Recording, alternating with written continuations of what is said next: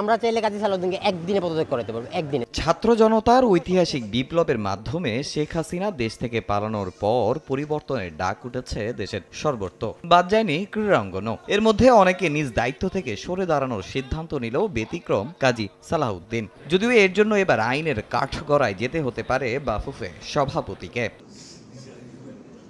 কাজী সালাউদ্দিনের পদত্যাগের দাবিতে বাফুফে প্রাঙ্গণে প্রায় প্রতিদিনই হচ্ছে আন্দোলন ও মানববন্ধন। তবে পদত্যাগ না করে উল্টো আসন্ন নির্বাচনে প্রতিদ্বন্দ্বিতা করার ঘোষণা দিয়েছেন বাফুফে বস। সেটা মানলেও এরবার বেশ কিছু শর্ত জুড়ে দিয়েছেন ফুটবল সমর্থক বাংলাদেশ ফুটবল আল্ট্রাস। উনি যদি নির্বাচনে অংশগ্রহণ করে, তো এই নির্বাচনটা যাতে স্বচ্ছ এবং সাবলীলভাবে হয়, আমরা এবার এটা ফলো আপে রাখবো। ফুটবল সমর্থকরা তাদের দাবি পৌঁছে দিয়েছেন বাফুফে সাধারণ সম্পাদকের হাতে। না মানলে আইনি ব্যবস্থা নেয়ার সঙ্গে কঠোর আন্দোলনের হুঁশিয়ারি দিয়েছেন তারা।